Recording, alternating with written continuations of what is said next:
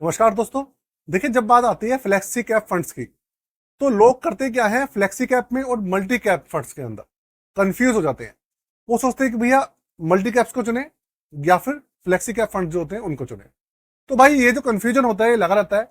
वैसे अगर देखा जाए तो दोनों फंड्स के अंदर बहुत ज्यादा डिफरेंस नहीं है, बस जो परसेंटेज ऑफ इन्वेस्टमेंट है उसका फर्क है। इसके अलावा और कोई भी ज्यादा मेजर फर्क नहीं है दोनों फंड्स के अंदर। तो आज मैं आपके लिए एक फ्लेक्सी कैप फंड का रिव्यू लेके आया हूं जिसका नाम है जेएम फ्लेक्सी कैप फंड।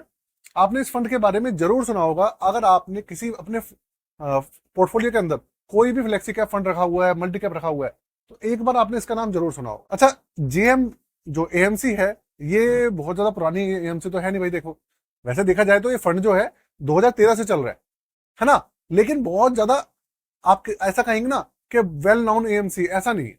इसके जो फंड्स हैं वो भी लिमिटेड है और बहुत ज्यादा लिमिटेड एक एरिया में ही ये जो एएमसी काम करती है। तो जो जेएम फ्लेक्सी कैप फंड है, इसका पूरा का पूरा आज कंप्लीट रिव्यू करने वाला हूं। पूरी की वो जो वीडियो है एजुकेशन पर्पज के लिए होने वाली है। किसी भी तरीके का रिकमेंडेशन या सजेशन या एडवाइस इस फंड को लेके, किसी भी स्टॉक या फंड को लेके बिल्कुल भी नहीं है। प्योर एजुकेशन पर्पज के लिए वीडियो है। इसके हम बात करेंगे हिस्टोरिकल इवेंट्स की, हिस्टोरिकल डेटा की, और समझने की कोशिश करेंगे कि परफॉर्मेंस कैसी रही है, गिरावट में कितना गिरा है और दूसरे फंड से कितना बेहतर है या बेकार है। तो बात करें, आप पूछेंगे भैया इसका अगर कोई पीयर कनेक्शन जो कंपटीटर है वो कौन सा है, तो वो बता दूं। इसका जो कंपटीटर है, सबसे ज्यादा जो नियरेस्ट कंपटीटर है, उसका नाम है पराग पारिक फ्लेक्सी कैप फंड। उसके अंदर बहुत ज्यादा जो ये जो फंड है बहुत ज्यादा फेमस फंड है, पराग पारिक फ्लेक्सी कैप फंड। और भाई अभी ना कुछ समय में ये भी बहुत फेमस हो गया। दोनों ही फंड 5 स्टार रैंकिंग के हैं, वो भी 5 स्टार रैंकिंग है और ये फंड भी आपका 5 स्टार रैंकिंग के साथ आता है। आप समझने की कोशिश करते हैं कि भैया आगे इसका रिव्यू करते हैं। चैनल पे पहली बार आया तो चैनल को सब्सक्राइब कर लीजिएगा और बेल के आइकन को दबाना बिल्कुल भी मत भूलिएगा दोस्तों। शुरू करते हैं। फंड का नाम है JM flexi cap fund direct plan. Regular और आपका जो डायरेक्ट प्लान है, दोनों में ज्यादा डिफरेंस नहीं है। सेम है, एक्सपेंस रेशियो कोई फर्क है बस। रेगुलर प्लान में थोड़े से एक्सपेंस रेशियो ज्यादा में। जो इसका एनएवी है वो है इस समय 108 रुपए 35 पैसे। 108 रुपए 35 पैसे अभी के समय में इसका जो है वो एनएवी चल रहा है। 2013 से इसका जो डायरेक्ट प्लान है वो चालू है, रेगुलर प्लान और भी पुराना है। तो सीएजीआर की बात करें ओवरऑल, वो है 18.17%। मतलब 2013 से लेकर अभी तक का जो सीएजीआर है, कंपाउंड एनुअल ग्रोथ रेट, वो है 18.17%। सामान्य भाषा में बात करें तो एवरेज है, ठीक है।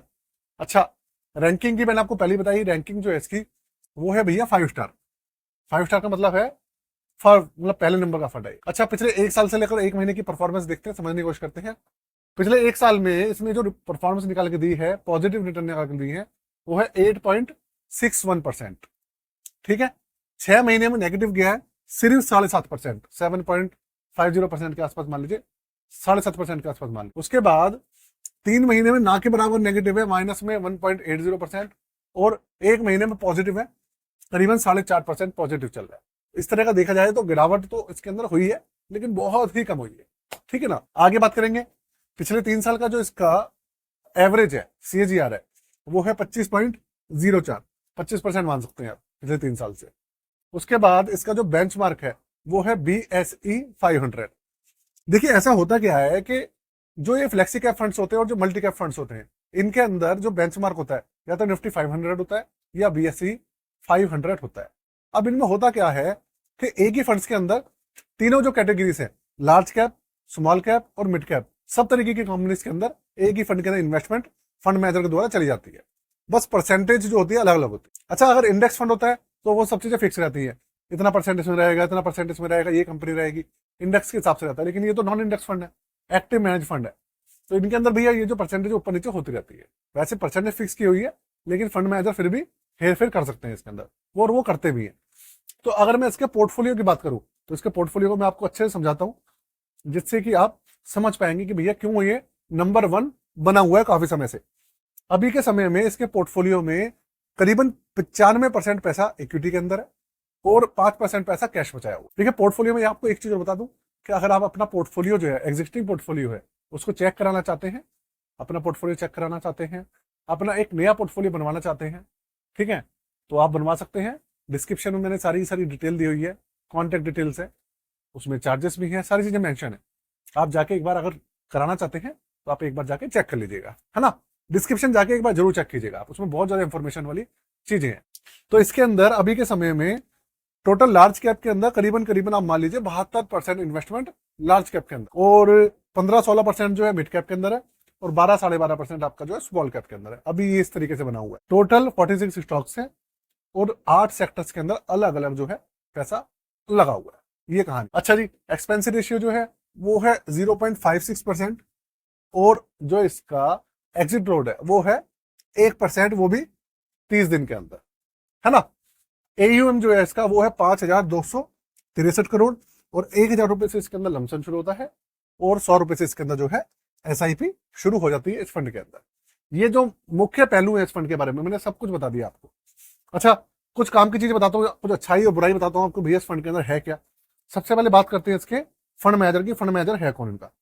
इनका जो फंड मैनेजर है, देखिए उनका नाम है सतीश रामानाथन, जो कि इसको 20 अगस्त 2021 से मैनेज कर, है ना।